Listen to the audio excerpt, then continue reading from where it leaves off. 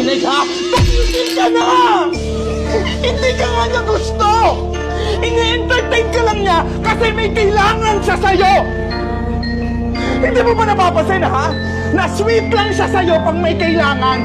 Pero pag wala na, hindi ka na niya pinapansin!